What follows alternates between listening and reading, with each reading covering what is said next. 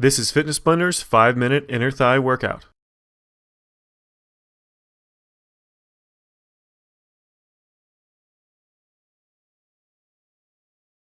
In this workout, we're doing 9 different exercises with a 25-second interval and a 5-second window to move on to the next exercise.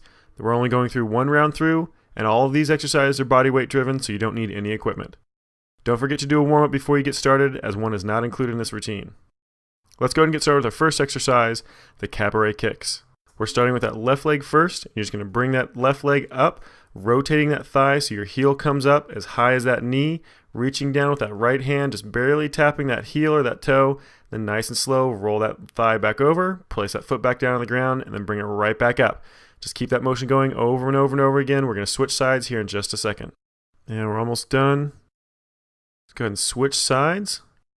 You're going to bring up that right leg this time. Again, remember you're turning that thigh, trying to get that heel up as high as that knee, rotating that thigh as much as you can, reaching down with that left hand this time, down to the ball of that right foot or the heel of that right foot.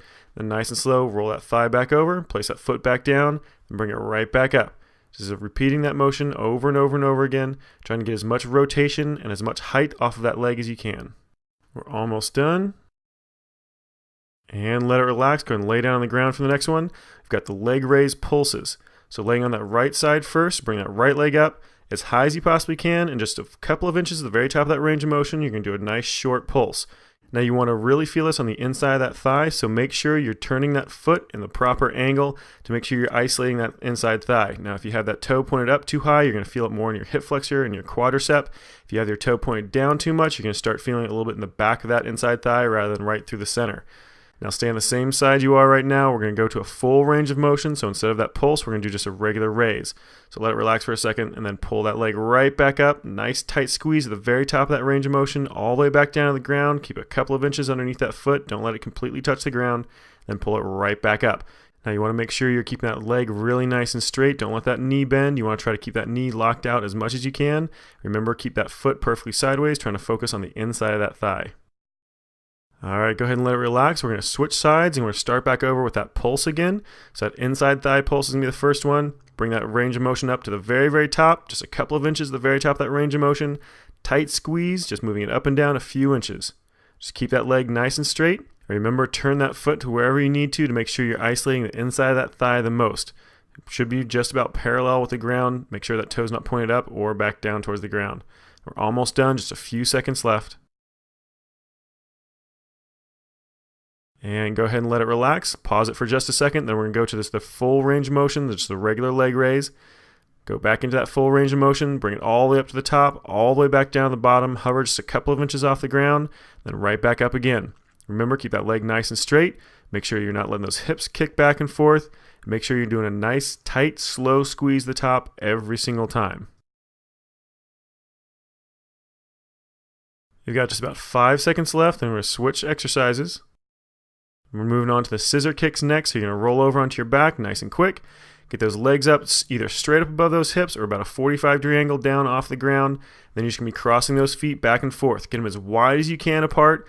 Then bring them right back over top of each other, just a few inches over top of each other. Just make sure you're alternating which foot is on top every single time. You want to make sure it's the left, then the right. Just keep alternating back and forth. Again, make sure you're getting those legs really nice and wide apart every single time. Now we've just got a few seconds left till we switch exercises. Our next exercise is going to be the supine leg drops. We're starting with your right leg first. So get those legs straight up over top of those hips. That right leg's going to drop all the way down as close to the ground as you can get it. Then slowly bring it back up in line with that other leg. Just make sure that you're trying to keep that leg as straight as you possibly can and getting as low to the ground as you can control without letting your hips rock, letting that lower back lift up, or letting that left leg kick out to the side or follow over with that right leg. Now let's keep those repetitions going. We're almost done. Then we're going to switch sides. And go ahead and let that right leg relax. We're starting over on that left leg next. And start it up. Bring that left leg out really nice and wide. Same thing, try to get as close to the ground as you possibly can. Then slowly bring it back up in line with that right leg. Make sure that left leg stays nice and straight. You don't want that knee to bend. Also focus on making sure that you're not letting those hips rock. You're not letting that right leg follow across with that left leg, or you're not kicking that right leg out away from that left leg as you drop that left leg. Now just make sure you're focusing on keeping everything really nice and solid. Just got a few more seconds left. And go ahead and let it relax. All right, that was your last exercise. This workout is complete. Good job. You just finished Fitness Splinter's inner thigh workout.